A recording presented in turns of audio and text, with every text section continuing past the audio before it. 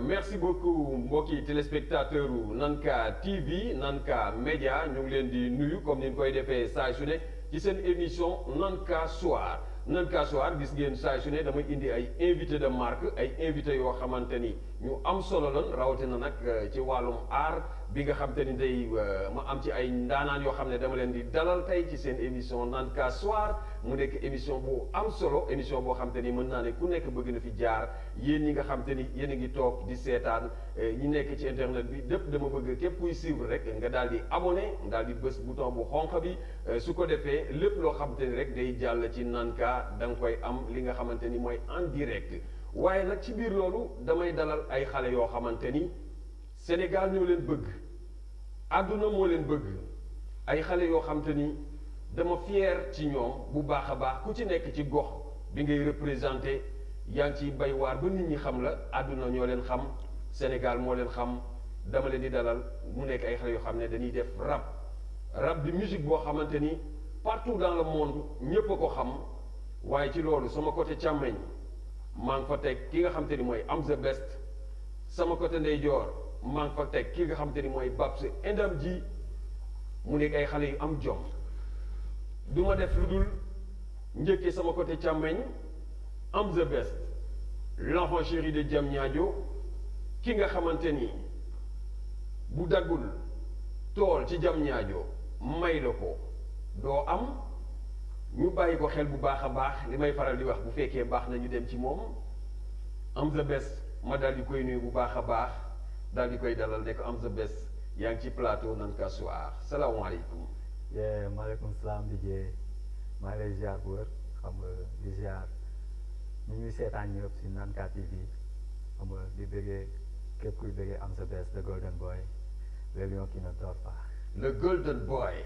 boobu boobu may rey. ayca maa ngi ñëw ci yow le golden boy de la musique sénégalaise de la hip hop sénégalaise.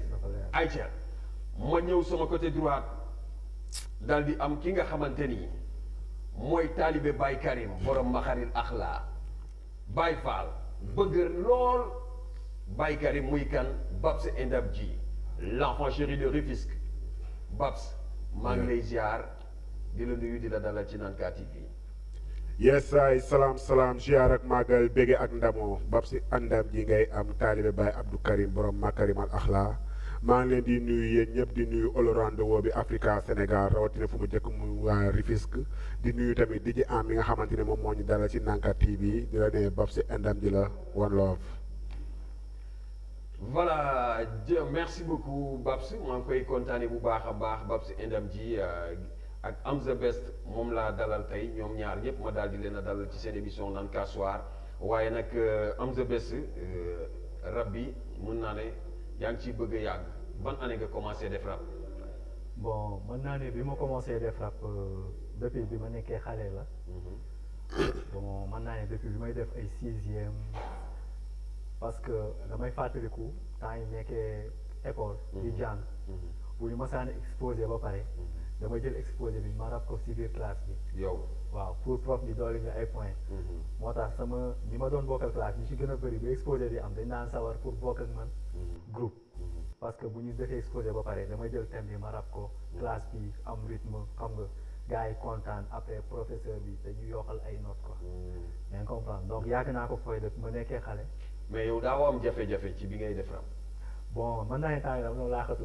mais parce que man dama dégg ñu ne yow sa papa ab ilimaan la. waaw effectivement. ilimaan jàkk. xam nga booy xool rap. passion la. yëg-yëg la. musique la. yaa ngi comprendre te musique bu xasee ba nekk si yow rek. da nga ko war a exprimer. dëgg la mais bu fekkee ni ci côté famille bi. da ngay xool nan nga koy gérer. de telle sorte que doo def loo xam ne dinañ la ci xeeb. da ngay xool. comment tu vas vivre ça.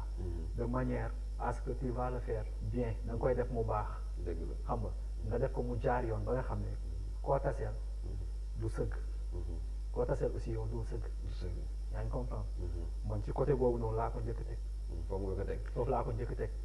en plus aussi bi ma koy def je le faisais man kese j'étais seul. ma koy def man kese di dem ba si yàlla suñu waa kër ñëw. di dem ba si yàgg suñu waa koñ ñëw di dem ba si yàgg suñu waa dëkk ñëw ba si yàgg yeneen dëkk di ñëw donc mi ngi dem mi ngi avancé. mi ngi avancé quoi. voilà mais Amza xam nga bi ngay doog a commencé léegi lu nekkoon sa problème parce que tey sa papa di ilimaan est-ce que yomb na doomu ilimaan ñu gis ko ci rab bi sa papa ndax daawu la tere ne la bul dugg ci lii. waaw xam nga man ci côté si sama diggante ak sama papa sax du ma bëgg di ci wax lu bëri ci média parce que man du ma bëgg sama vie privée di fës ci côté si côté actualité bi et tout parce que boo ci waxee benn yoon rek à chaque instant question bi day ñëwaat foo dem plateau boo dem question bi day ñëwaat te man du ma ci bëgg wax lu bëri mais li ma mën a expliquer ci loolu mooy sama waa gaale ñoom ñooy samay premier supporter. sa waa gaale ñoom ñooy sa premier supporter. ñoo lay jàppale. ñoom ñoo may encouragé ñoo may doole. très bien te fépp fu may dem. buñ ma joxul autorisation du ma dem. doo fa dem. lépp programme bu ma mës a am événement bu ma mës a am. ba ci ay contrat lépp lu ma mën a am. dama ciy discuter ak sama waa gaale ba pare. ma door a génn. man artiste laa suñu kër laa dëkk. te suñu kër famille la. c'est très rare nga gis artiste bu dëkk gaale. waaw bu gars yi Sénégal en ce moment am tuuti rek dem louer benn appartement. voilà man su ma dëkkee sama gaale. ba pare di ko def muy jaar yoon. di yeew di gis samay parents. di dem di ñëwaat xam nga di partager ak ñoom li ma am. dëgg la ak samay frères ak samay sœurs. xam nga ak samay mères yi nekk ci gaale bi. donc je pense que maa ngi koy def muy jaar yoon. yaa ngi koy def muy jaar yoon. voilà Aïcha merci beaucoup Amza Best ñu ngi koy kontaane bu baax a baax comme ni mu ko waxee rek leer na. dafa am loo xam te ni aussi vie la boo xam ne moo koy moom kooku dañ ko koy nangul bàyyi kaak moom waaye damay ñëw rek ci Babs NDMG l'enfant chéri de Rufisque. taalibe Baye Karim Babs. lan mooy Babs NDMG mooy lan. NDMG moo pulaar la quoi. moo alpulaar la. mën nga ma kaa tojal. waaw NDM mooy ay mbokk. ay mbokk waaw te mbokk mi ngi tàmbalee depuis si maam Adama ak Awa. kon tey ñun ñu fi toog ñii ñun ñëpp ay mbokk lañu te àdduna bi yëpp ay mbokk lañu ndax képp ku ci nàmp tamit meew lay nàmp mais koo ci dagg tamit deret lay génnee kon bu ñuy xool suñu drapeau day nekk rouge blanc ndax moom moo ñu composé quoi ndax kiiraama yàlla rek ak lii dem kéemtaanam day tàmbale si loolu tey boo xoolee lu weex nga nàmp ko buñ la daggee lu xonk génn kon yàlla ay baatinam mi ngi foofu moo tax nit mënul am lu gën mbokkam quoi Ndam nag si loolu lañ ko jëlee parce que Haalpulaar la te fier naa lu ma nekk Haalpulaar moo tax bu ñu waxee Babs mënoo si teg lu dul Ndam quoi. waaw. foofu damay ñëw loolu rafet na mais bi ngay def rap début bi nga may ñu ci yan jafe-jafe nga si daan am ak parents yi parce que loolu dafa am importance souvent ngay gis nit di commencé benn mbir carrière am muy am ay difficultés. voilà waaw xam nga tey comme lu ñu mën a wax mooy que ni. boo bokkee ci famille Haalpulaar boo xamante ne dañoo spirituel loolu du yomb quoi.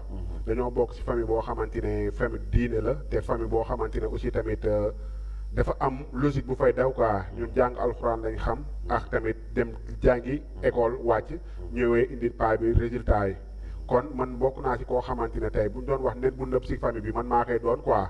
mais nag teewul man fàttewuma man lu ma doon. parce que. sam papa comme li nga wax si papa yi am de bés rek man sam papa tamit mu xaddam la. waaw mu xaddam Haalpulaar la. man sama yaay mi ngi dëkk Guédé Santhie sam papa mi ngi dëkk Cubalel Laaw kon xam nga Haalpulaar la si de 100%. mais n'empêche que moom nuñ ma nawee ba nangul ma lii may def parce que gis nañu lépp li nga xamante ne dañ koy aaye si nit ku baax waru ko def gisuñu man ma koy def te lépp lu ñu xamante ne mooy fulla ak fayda ak jom ak fit boo xamante ne war na la yóbbu yow doomu aadama bi. maa ngi leen di wan ni lii la te lu ma am aussi tamit maa ngi koy bokk ak ñoom te musuma am xaaj ak seen sama biir famille kenn kon tey ñoom ñoo ma def ma doon ñoo ma jox tey man lu ma moom. dëgg la ñoo la def li nga doon jox la li nga moom ñuy am mbégte bu baax a baax mais Babs yow ban année nga commencé def rap. waaw man tey mën naa wax ni Babs léegi commencé na nekk old school quoi. ndax 2004 laa commencé rap. 2004 waaw ma doon rabax ay gars yoo xamante ne tey ñun ñoo bokkoon benn koñ. temps yooyu nekkul Babs si Ndam ji mais Ndam la woon quoi. Ndam ji moom lañ nekkoon aussi tamit ñu nekk groupe boo xam ne dafa engagé groupe boo xamante ne tey fu ñu dem tamit dañ fay marqué suñu empreinte. parce que bu nekkee grand yi dañuy def lu dul yoon ñun dañuy taxaw clash. bu nekkee tamit dañoo war a tamit raak si kaw chaîne dañ koy def mais boo déggee suñu musique nga xam ne ñii dañoo engagé.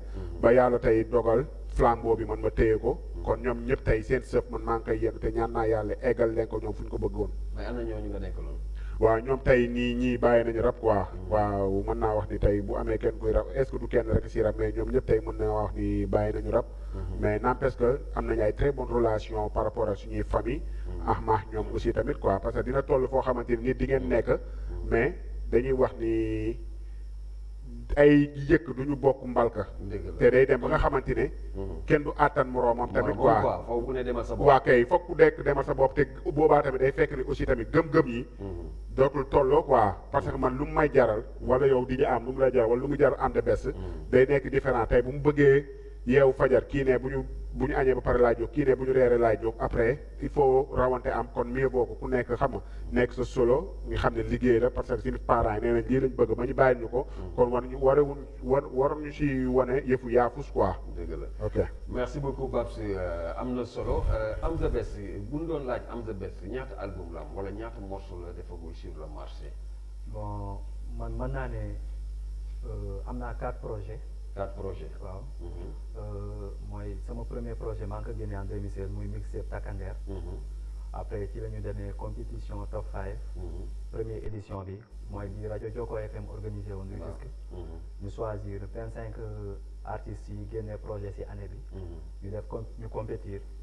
après ci la yàlla dogal xam nga ñu gagné affaire bi. on avait choisi les 5 groupes. 5 groupes waaw 5 lañu choisir loolu moo nekkoon concept bi mooy top 5. top 5 léegi ñun ñu bokk ci ñuy choisir. ñu produire ñu fa benn projet benn maxi bu tudd comment ça s'appelle encore maturité. après en 2000 boobu mi ngi génn 2017. 2018 ma génnee sama premier EP Golden Boy First. mu amoon 8 titres. 2019 ma génnee sama deuxième EP Golden Boy 2. mu am aussi 6 titres. 6 titres waaw sama mixtape Takandeer mi ngi amoon 14 titres. waaw mën naa ne daal instant bi am naa 4 projets. 4 projets voilà yoo xam ne mi ngi en cours. mu ngi daw bokkul dara ak projet yi ñu naroon génne 2020 bi Covid bi dugg. ñu remplacé ko ak ay vidéo clip. parce que booy xool entre 2020 ak 2021 on a sorti plus de 10 clips ci suñu seen yi voilà mais su ma déggee Am The Best léeg-léeg ma gis ko mu génn benn single joxe ko single bi di daw. bon Am The Best souvent ma gis ne yaa ngi organiser ay affaires yu am solo biir Diamniadio def nga fi festival bii nga mujjee def mooy ban édition. 4e édition. bi mooy 4e édition. ma gis ne saa looy def festival souvent da ngay am ay jafe-jafe. parce que lan la rab bi moom problème wala yow da nga am problème ku lay jàppale wala qu'est-ce qui se passe. voilà xam nga boo nekkee xale. ngay liggéey te liggéey bi ngay liggéey. àggagoo si kaw day metti te man dama ñamee jël risque sama life yëpp risque la. waaw jéngu man xam naa la. voilà sama life yëpp ay risque parce que yow yaa ngi fi doon jéngu Sorano. voilà mais am Sorano diis na de. non Sorano bi dinañ si ñëwaat sax parce que bu nekkul woon Covid bi dañ koy def fii 2020. da nga koy def. voilà xanaa dafa am ñu lay financer xaalis. non même pas mais liggéey la. man tey dama bàyyi lépp lu ma doon def. ma choisir nekk artiste nekk rappeur. dëgg la donc je dois m'investir là-dessus lépp lu ma man pour teg samay événement dama koy def tey jii man du ma rappeur boo xam ne damay xaar pour ñu invité ma ci événement pour ma mën a jouer mais damay organiser samay propre événement góorgóorlu naa ba teg benn festival Diamniadio muy premier festival hip hop bu mag te bokk na ci festival yi gën a mag ci département Rufisque. dëgg la ndax teewee naa ko. waaw teewee nga ko ñëw nga xam nga garage Diamniadio bi lu ndaw dañ koy teg ci garage bi mu fees dell donc loolu du lu tuuti. en plus aussi suñu papa Baaba Maal mi ngi jàpp baax ci festival bi. parce que 2 éditions yi mujjee def yëpp moo ñu jox sonorisation ak lumière. donc loolu du lu tuuti. loolu du lu ndaw. en plus festival bi bi ñu koy teg première édition ba 4e édition. li ci gën a bëri suñu moyen bopp la ñuy demee. c'est-à-dire dañuy liggéey suñu projet. ñu génnee suñu projet ñu jaay ko. ñu am ay ressources. ñu denc. bu ñu joué concert. gars yi fay ñu denc dañuy dajale organiser événement parfois nag mu am ay autorités yoo xamante ne nii xëy na dañuy gis li ñuy def mu neex leen ñu ñëw appuyer jàppale leen. voilà am na ay nit yu koy def yaa ngi comprendre. waaw am na ay nit yoo xamante ne aussi dañuy xool affaire bi ñu gis ci seen bopp. dëgg la ñu ñëw intégré si pour mën ci jàllale seen i produits. dëgg la loolu yëpp da ciy am. loolu yëpp da ciy am. waaw merci beaucoup mais yéen ñaar lan moo leen lien ba nga ànd ak Gaynako ci woy bi. waaw Gaynako damay sawar di wax si moom. moom artiste la. c'est un Gambien. mais ñi nga xamante si këru Père Baba Maal. bi ñu Père Baba invité ci festival am les Blues du Fleuve. xam nga yàlla day dogal. nit gis nit rek fiil ko. sama diggante ak moom noonu la demee. xam nga mu aussi mu apporter ma lu bëri. xam nga mu nekk nit koo xam ne aussi nit ko am expérience la ci côté musique. musique surtout. xam nga dafa aay. voilà il est très bien. dafa mën très bien Gaynako. en plus aussi mu am voix bu extraordinaire. ma bi may teg projet du Golden Boy Tour bi. ma sentir ko si son héros. ma tegal ko te son bi su ma lay expliquer anecdote ni ñu ko bindee ak ni ñu ko enregistré sax. xam nga da nga naan lii nan la mën a nekkee. dëgg la dama xëy benn dimanche ma woo ko ne ko Gaynako foo nekk mu ne ma maa ngi Rufisque. ma ne ko waaw suñu vidéo kii suñu son bi comment on va faire mu ne ma yow est-ce que mën ngaa ñëw Tëngéej léegi ma ne ko waaw. moom mu wax la loolu. waaw ma ñëw Tëngéej fekk ko foofu fekk ko gàllem. bi ma ñëwee fekk ko gàllem maa ngi agsi foofu ay 14h ñu añ. 15h mu ne ma nañ dem fii si ginnaaw am na benn endroit bu cool boo xam ne mën nañ fa toog inspiré wu. ñu ñëw toog même pas 5 minutes. xam nga waaw voilà mu commencé xam nga ma naan héros yaay sama héros mu naan ma yee doob après moom mu naan laaram yoo gi do laaram yoo xam nga affaire bi c'est mu am facilité mu ne ma mais lii nii nañ ko enregistré ma ne ko attends ma woo Emma ne ma maa ngi studio ma ne ko dañu bëgg def benn son vite fait mu ne ma ñëw leen. ngeen dem nii noonu lañ demee Gaynako bi muy prise refrain bi man maa ngi bind samay couplet. mais en tout cas nice comme ça qu'on l'a fait. maa ngi gis benn xale bu jigéen sax mu ngi reprendre morceau bi mais kooku mooy kan. Winelia la tudd. moom aussi c'est une chanteuse. elle habite à Kër Mbaye Fall. Kër Mbaye Fall la dëkk. voilà mais xale boobu ku ko jàppale mu dem ndax li muy def am na solo neex na. effectivement moom orchestre national la nekk. orchestre national la nekk waaw foofu la nekk maison de la culture Douta Seck. en tout cas ku am talent la. waaw elle est très bien te aussi reprise bi li ma ci gën a marqué mooy façon bi mu ko reprendre. ni mu ko reprendre voilà c'est très bien te dafa neex aussi nga def benn affaire ba pare. gis ku ko reprendre quoi. franchement benn satisfaction laa ci am. rafet na macha allah merci beaucoup am the best bu dégg ngeen ay jaar-jaaram seetaan nan clipam bu neex boobu héros mu nekkee xale jam ñaajo di def li nga xam te ni mooy hip hop maanaam rap lay def. di ko def ci jam ñaajo ñëpp xam ko nag mën naa ne Sénégal xam nañ ko àdduna xam nañ ko ndax fu nekk rek dem na fa jouer fa mu nekk comme talent ma bëgg nag ñu faral di ko jàppale ñu mel nii dañ leen war a génn di leen wane moo tax Nanka TV andi leen waaye nag sama côté damay ñëwaat rek ci Babs Ndam ji taalibe Baykara moom tamit def na fi yu am solo Babs bi nga dalee def hip hop ne nga yaa ngi ko def en 2004. waaw Babs mën nañu xam ñaata album nga am wala ñaata single nga génn. waaw comme man moom lu mu mën a expliquer man amaguma album quoi defaguma album. mais par rapport ak samay single.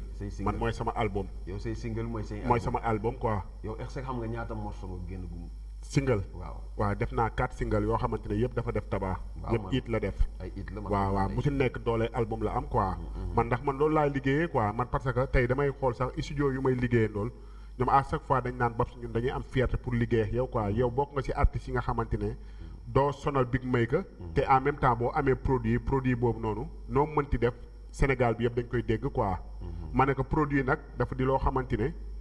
dafa grave quoi parce que nit da nga war a respecter produit c'est pas que da ngay ñëw di neef non man ma am benn doom mu barkeel moo ma gën a ma am ay doom yu bari te xam nga ñu naan kii xamuñu ko wala kii ak kii affaire yooyu noonu quoi man si kaw boo juddoo damay xool lu war si yow ma defal la ko ba ñëpp xam la ma utal la rak en attendant n'empêche que aussi tamit maa ngi nekk sama album ndax sama album war na génn mën naa wax daanaka pare na. sa album waaw sama album pare na quoi titre moo ci nekk. sama album instant nii mënaguma wax ñaar titre moo si nekk parce que lu ñuy xoolaat ak di defaraat.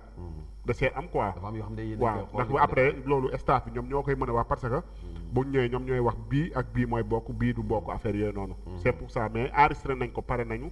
intro daal moom moo ñu dese. intro rek moo leen. waaw intro. mais instant bi toll nii yaa ngi ci. waaw te maa ngi waxaal tamit ci waa Nanka TV ñoom ñooy njëkk am info bi album bi incha allah rabbi Nafoore lay tudd. Nafoore lay tudd. album la boo xamante ne tamit ñëpp ñu ngi koy xaar. muy Olorando woo bi yëpp. ndax ku ci nekk boo toogee moom rek danaan la Babs Ndam ji yow sa album léegi kañ la quoi ndax single yi ay sign yi moom macha allah léegi dañu am envie déglu sa album. waaw ci biir loolu lay jaaree sax ñu den seetaan sa benn clip bi nga xam te ni moom nga mujjee génn. yaa ngi ko tuddee jëf jël. te comme dañuy dem ci màggalu Touba xam nga ne dafa mel ni yóbbal la boo génn rek daal di koy teg damay dem ànd ak waa Rési ñu daal di jox clip bu Babs Ndam ji nga xam te ni mooy clip bu mu mujjee génn ñu tuddee ko jëf jël ñu daal di suivre clip bi daal di ñëwaat.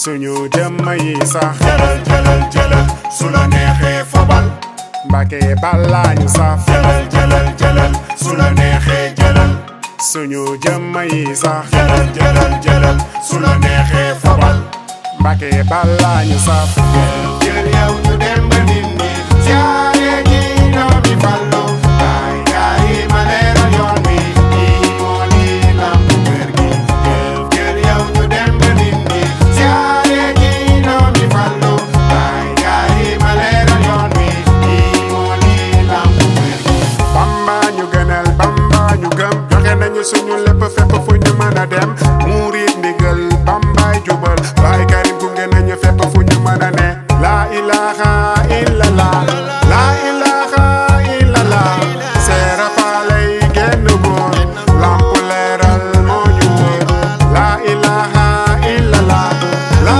ilaha illallah seera faalay génn góor lamp leeral moo ñu wóor budul woon maam seera faal jëmu Bamba réer nañu ba duñu jëriñu faal budul woon Baay Karim Mbàkke jëmu Fallu réer nañu ba duñu jëriñu Mbàkke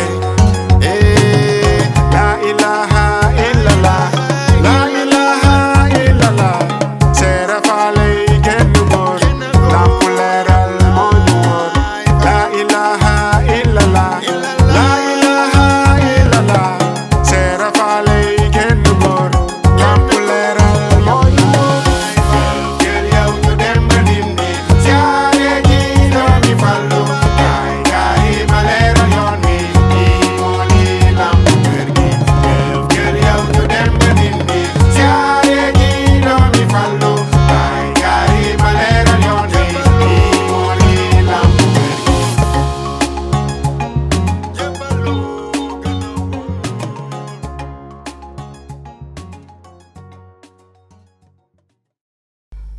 voilà merci beaucoup mu nekkoon jëf jël signé Babs Ndam ji mu nekk une très belle chanson woy bu am solo la maanaam mu def benn morceau boo xamante ni jëf jël Babs clip bi rafet na. merci waaye clip bi Babs fan nga ko tourné li yanj na te clip bi am nag taalibe te rafet na fan nga tourné clip bi. waaw comme lu ñuy wax rek jëf jël dañ ko génnee mais dañ ko génnee pour safar bi quoi parce que yàlla dafa dogal chaque màggal aussi tamit dañuy barkeelu dañ fi génne woon welcome to Ndindi ñëpp yuuxu ne instant yi est-ce que mënati nañ am son bu mel nii. mais man morceau boobu neex na ma de. welcome to Ndindi dafa am baat ba tey dama koy déglu. waaw ba tey gars yi ngi koy safara. mais jëf jël comme mi ngi judd aussi mi ngi doog a judd. te comme lu ma la wax sànq rek doom bu judd ak ni nga ko war a toppatoowee. léegi welcome to Ndindi dafa ñëw pour jàppale jëf jël. waaw jëf jël dafa dañ ko def. bañ ko defee aussi tamit ci ndigal lañ ko defee muy ndigalu Baye Abdou Karim Mbacke. bañ demee foofu aussi tamit mu nekk loo xamante ne neex na ko lool. ñu ne ko nag Mbacke Balla boo ñu joxee ndigal lii. dinañ ko mën a def vidéo si kër gi ak affaire yooyu. mu nekk nag lu rëy si man loo xamante ne daf ma marqué trop mu nekk premier artiste boo xamante ne tey. kër Baye Abdou Karim boobu nga xamante ne toolu sëñ Fallou la woon. mu nekkoon toolu ñaambi. toolu ñaambi boobu tey moom mu def ko pale ñëpp di rêvé pour gis kër googu rek. ma yàlla may ma. ma am occasion pour mën a filmer kër gi gars yi gis kër gi. drone bi yéeg wane lépp. léegi ñëpp dañ may contacter naan man mais di ndax am Sénégal dafa rafet clip bi dafa rafet. loolu ñëpp ñoo ngi koy wax waaw parce que gars yi saa yi ñoo xam ne xaw ma leen sax si YouTube la ñuy jëlee affaire yi après dañuy fexe ut sama contact. ñu naa ma non kañ la ñuy dem si Baye Karim ndax lii nii rek ku gis nii rek di nga xam ne nitu yàlla mi ngi dëkk fii. te pourtant Baye Karim lu muy yëg si kër gi moom lay yëg tamit bu nekkee si tool yi. waaw moom xàmmeewul lu neex ak lu naqari. xàmmeewul lu saf ak lu saful. xàmmeewul ku am ak ku amul. mais dama gis Babs lu jafe man dama lay gis toujours su ma gisee Baye Karim ma gis la ci wetam nga jege ko lool xër boobu taxul tey mu jox la autorisation ne la defal clip bi parce que man bi ma seetaanee clip bi yéem na ma parce que xam naa ne sax kër Baye Karim la. mais loolu nga am gis naa ay artistes yu bëri yoo xam ne dem nañ fa autorisation mënuñu ko am. tey yow nga ñëw am loolu ci biir kër Baye Karim naka la def. c'est que lu am solo nga wax quoi parce que Baye Karim dañoo toog. ma wax pour sénégalais yi xam tamit maa Baye Karim suñu relation. ma ne ko lii nii may def muy rab bi Mbacke Balla bu nekkee neexu la. sax mën naa ko bàyyi. mu ne ma déet bul ko bàyyi ndax yéen des fois ngeen wax lu am solo kon rappeurs yi. nañu bàyyi xel nii.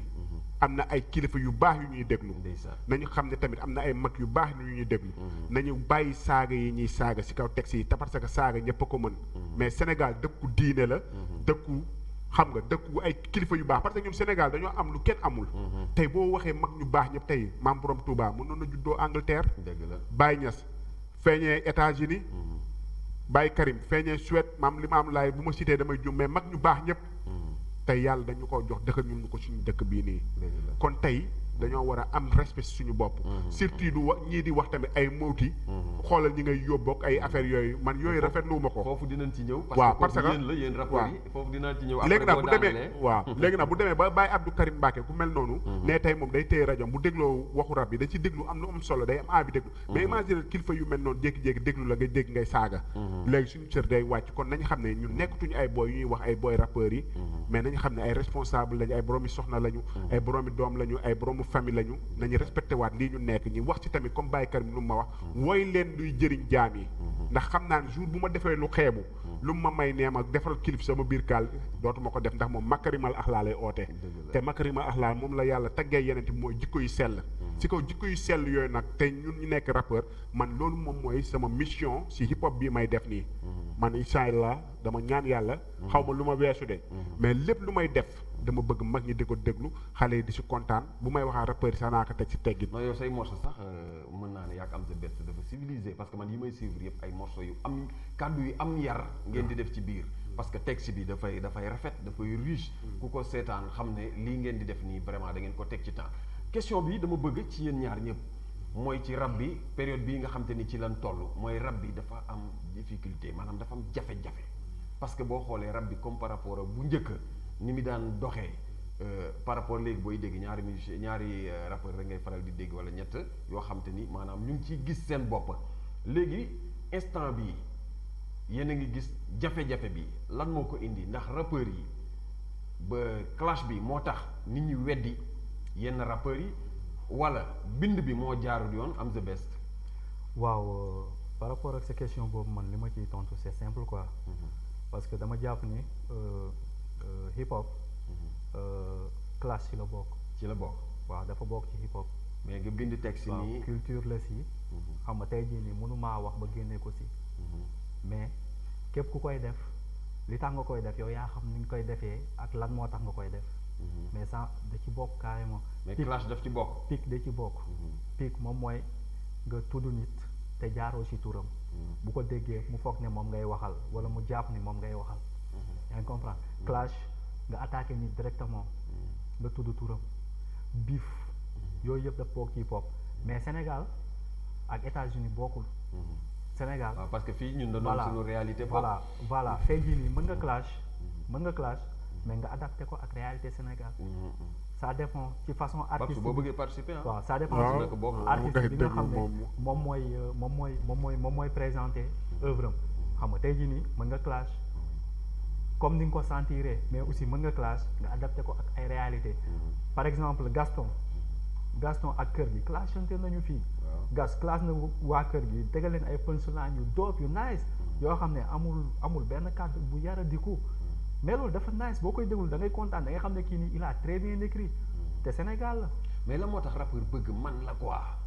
waaw ego trip dafa bokk ci ci seen bàkk la wala ci sax loolu day mel ni mbër buy dem laa ma jël rek loolu du côté ay rap sax loolu si àdduna lépp la parce que yow DJ Am yow sa jëmmi bopp tey animation bi sax yow da ngay jàpp ni yow yaay king parce que macha allah da nga aay aussi non animateurs yi instant bi nan xaar ñoom instant bi dañuy xaar pour muy leer ñoom non man dama la gëm parce que yow man damay toog parce que lu tax man ma gëm la man si rajo damay gis say auditeur ak say auditrice dañ la bëgg dañ leen di bëgg loo xam nga tey def nañu benn challenge ay rajo yu bari def nañu ay télé yu bari comme mooy lii bi jëf jël bi mais ñu bari dañ ma naan nii envoyé waat ma DJ boobu nekk si rajo Baam Maal bi lu mu def pour man ma estati waat ko quoi comprendre kon nag kon nag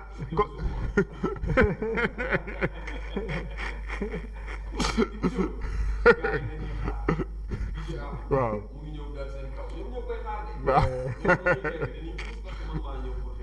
léegi kon réponse bi moo nekk noonu kon waaw kon man la bi waaw kon man la bi loolu waaw loolu la quoi instant yi moo tax tey ànd bés danaan man la Babs Ndom bi ne man tamit man la kon ku nekk daal yow la aussi tamit public bi moom mooy juger kan la quoi mais ci cadre de classe bi man lan laay jàppee classe dafa bokk ci rap d'accord mais classe dafa war a ànd ak teggin par rapport ak nouvelle génération bii nga gis nii tey respecté tuñu waaw loolu laa lay expliquer léegi ñoom effectivement waaw léegi nag man loolu laa ci contre quoi man classe boobu noonu man ànduma ci man mën nga classe nit mais c'est pas que yow ndeyam da nga koy tudd di ko saaga loolu bokkul suñu yar bokkul suñu culture xam nga parce que tey boo waxee Amérique du Sénégal du Amérique comme Angleterre ak pomme de terre comprendre nga kon nañu xam ne ñun nañ dellu si waat fii ñun mbaxal la ñuy lekk sombi la ñuy naan sexaw la ñuy naan est-ce que comprendre nga kon waruñu fi taxaw di naan ay di wax ay du ma jàll si moo yooyu parce que man moom sama lii nii man boo ma saagaa bu ma la jàppee dama lay escanté xam nga mais man ànduma si yooyu quoi benn instant waaw. mais est-ce que tamit léeg-léeg da ngeen di dem ba bëgg benn buzz boobu tax ngeen ñëw def comme par exemple. voilà DJ en fait man côté boobu li ma ciy wax mooy. non waxuma sax ci côté mooti bi quoi parce que waa Lu Brick je les respecte bien xam nga ñu ngi def liggéey bu am solo ci hip hop Galsen mais ci côté hip hop Galsen kudd bu ndaw moo koy yëngal quoi kudd bu tuuti moo yëngal hip hop Galsen parce que da nga gis ñi n'importe quoi ñu valoriser ko yóbbu ko ci kaw nga gis lu dóob ñu suul ko parce que xam nga lan moo war a loolu.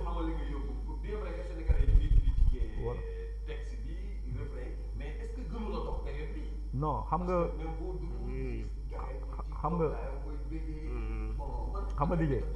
DJ par rapport ak son boobu noonu tey jii nii pour man waa Lu Brick ñoom ñoo gën a placé wu sax pour wax si parce que ñoom ñoo ko bind te ñoo xam nan lañ ko bindee gis nga musique dafa artiste booy bind dafa bëri ay façon écriture parfois nga wax fekk wax jooju nit ñi ni ñu koy déggee ak yow ni ñu koy waxee bokkul yaa ngi comprendre je suis pas en train de les défendre nag mais je suis un amoon ñaari mawti voilà benn mawti moo am te mawti boobu la ñëpp xam mawti boobu moom moo fi nekk àdduna ba mu nekkee àdduna ba tey te mawti boobu beneen dimension la bi moom dafa multidimensionnel man ànduma si ñiy rab di tudd si ay mawti man ànduma si loolu sincèrement parler waaw musuñu wax sound boo xamante ne man toog naa si ma ne sound bi lii wala sound ba lële mais tey ñoom nuñ ko mën a tojee mawti lañ tudd est-ce que comprendre nga te yow bu ñu waxee mawti xam nga tey bu ñu waxee DJ Am yow da ngay xam ne moom moo nekk Nanka TV léegi mawti boobu noonu tey ñoom tey seen son boobu dafa nice mais bu mu eggee foofu ba tey la gars yi di critiquer di wax ci son boobu parce que ñoom bu ñu waxee ak fu réew mi toll. mais est-ce que tamit du ñun parce que tamit man xam nga ma jaaxal. bu ñuy critiquer même son bi. Sénégalais ñu ngi koy challenge. Sénégalais loolu lañ bëgg. loolu lañ bëgg Sénégalais des fois mën nañ la jaxaseex yàlla ba nga dugg safara. est-ce que loolu gënu leen ne. waaw mais nag nit ki nag yow mii di def loolu yow yaa war a xool li ngay def parce que ëllëg dañ lay yeew dañ lay suul.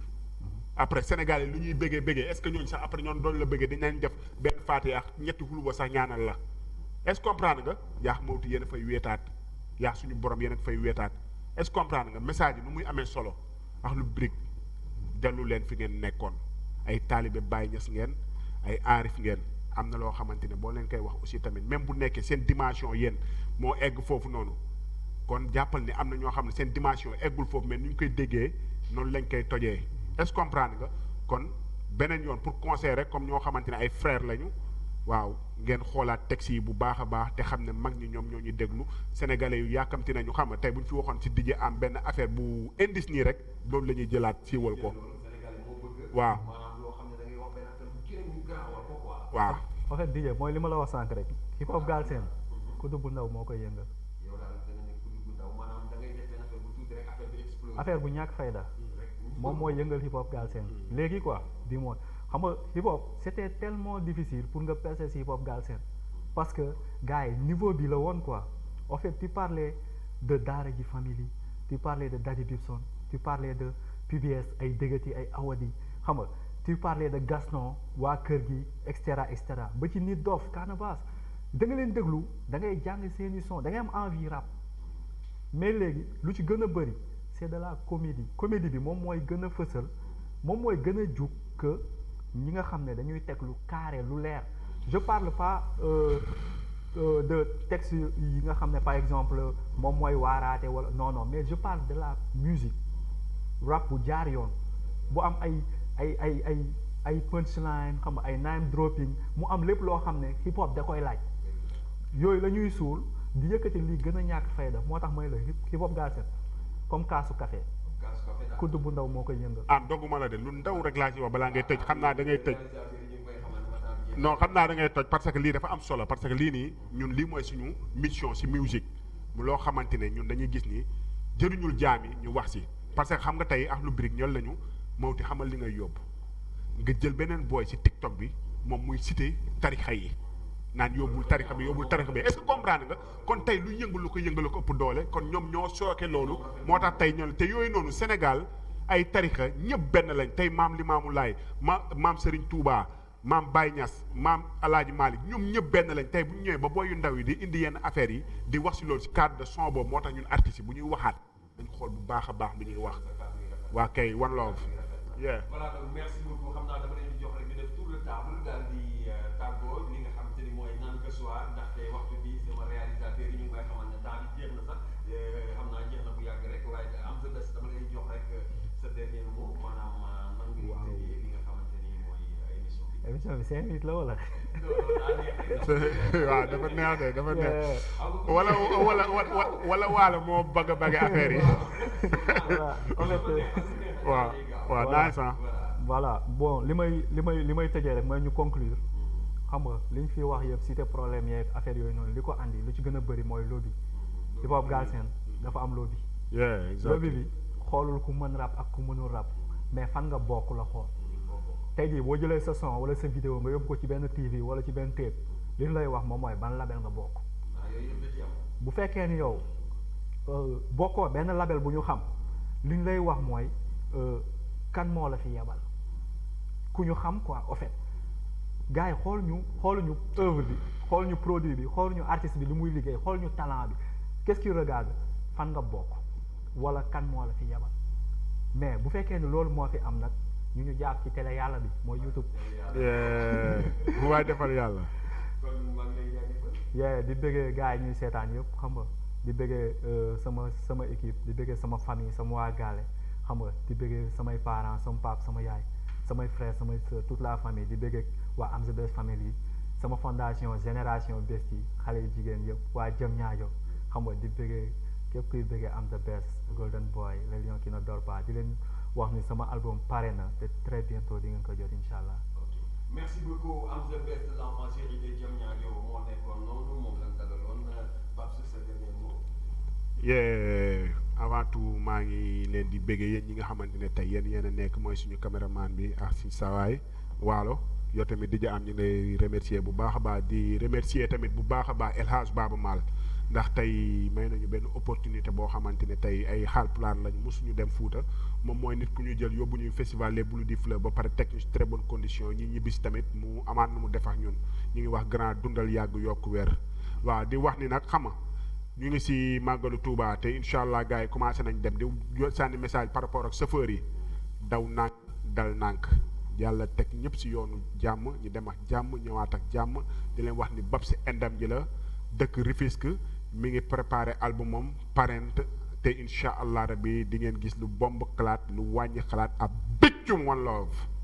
merci beaucoup Maladal Babs Ndam ji merci beaucoup am the best mu nekk ñaari ndaanaan Sénégal xam leen àdduna xam leen tey ñoom laa dalaloon ci seen émission Nan Ka Soir ni ñu koy defee saa su nii rek la ndax semaine bu jot dinaa indi invité de marque tey nag ma dalaloon leen mu nekk ay xale yoo xam ne dama leen di tuddee 100% personnalité di kontaan ci ñoom bu baax a baax di kontaan ci képp koo xamante ne rek yaa ngi nekk ci diaspora bi di ñu seetaan ñu ngi leen di sant di leen gërëm bu baax a baax rendez-vous ci semaine bii di ñëw ñu indi yeneen ndaanaan mu nekk Nan Ka Soir